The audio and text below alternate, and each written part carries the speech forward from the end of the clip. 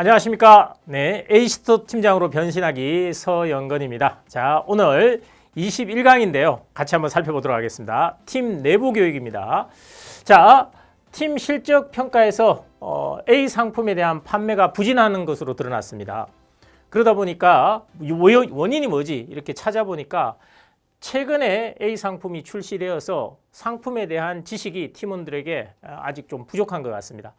이럴 경우에 상품이 지식이 부족하다면 사실 원활하게 제공하기가 또 권유하기가 어렵지 않습니까? 직원들이. 그럴 경우에 팀장으로서 어떻게 팀원들이 A 상품에 대해서 빠르게 조금 습득할 수 있도록 할까? 자, 4가지 선택안이 있는데요. 같이 한번 살펴볼까요? 자, 첫 번째, 팀에서 실적이 가장 좋고 A 상품에 대해 잘하는 팀원 H에게 팀 전체의 교육을 조금 부탁합니다. 혹은 2번, A 상품 관련 퀴즈 대회를 개최하여 학습 분위기를 고취합니다.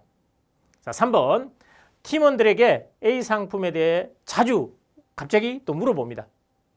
4번, 한 분기 동안 A 상품 판매 실적 우수자에 대해서 특별하게 보상을 하겠다고 공표를 합니다.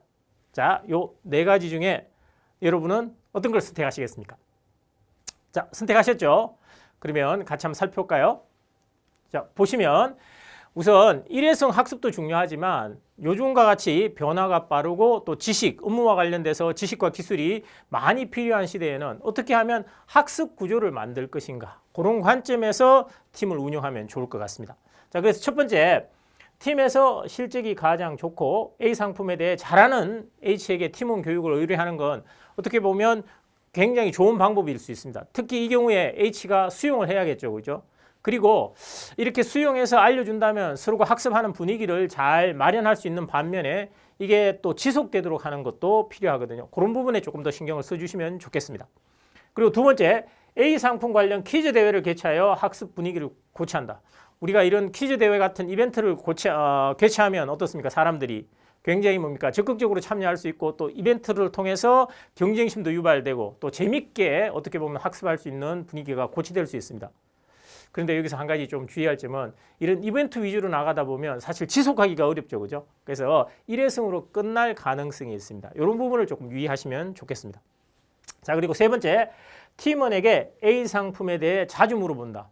예, 이렇게 이제 자주 물어보는 것은 일면 효과가 있을 수도 있지만 갑자기 팀원들에게 여쭤보면 그 팀원들이 당황할 수 있죠. 이렇게 생각할 수 있지 않겠습니까? 뭐야, 이게 불시에 점검하는 거야? 나를 조정하는 거야? 뭐 이렇게 느낄 수 있습니다. 그러다 보니까 오히려 학습하는 구조를 어떻게 만들 것인가, 여기에 주안점을 두는 게 조금 더 효과적이겠습니다. 그리고 한 분기 동안 A 상품 판매에 대해서 우수 실적자에게 특별 보상을 한다, 이렇게 공표를 할 경우 사실 우리가 직장 생활하면서 포상이나 승진 이런 것들 굉장히 중요하죠. 외적인 동기부여 요인으로 굉장히 강력한 유인책이 됩니다. 그런데 사실 그게 없어진다면, 유인책이 없어진다면 또 학습 효과가 바로 떨어질 수 있거든요. 그런 점들을 잘 유념하셔서 이런 유인책들을 쓰시는 게 필요하겠습니다. 자, 그럴 때 이제 전체적으로 우리가 이 사례를 한번 살펴본다면 이런 관점에서 한번 생각해 보시면 어떨까 싶습니다. 우선 학습 조직이라는 개념이 있거든요. 피터 생계라는 분이 이제 현대와 같이 빠른 변화 시대에 조직이나 팀이 어떻게 적응해 갈 수 있을까? 능동적으로 대처해 갈 수 있을까? 그런 관점에서 조직은 끊임없이 학습해야 된다. 이런 관점으로 학습 조직을 얘기했습니다. 그래서 구성원의 학습과 조직의 지속적인 변화를 촉진하는 조직, 예를 들면 제가 현장에서 겪었던 팀장님 사례 한 가지를 예를 들겠습니다. 이분은 S그룹의 이제 H팀장님이셨는데요. 팀 내에 3개 파트가 있었습니다. A, B, C, 성격이 전혀 다른 파트였거든요. 그러다 보니까 파트 간의 업무가 조금 상이해서 A에 있던 파트에서 B로 옮기면 업무를 바로 수행하기 어려웠습니다. 그래서 이 문제를 고민하다가 어떻게 하면 이걸 해결할까?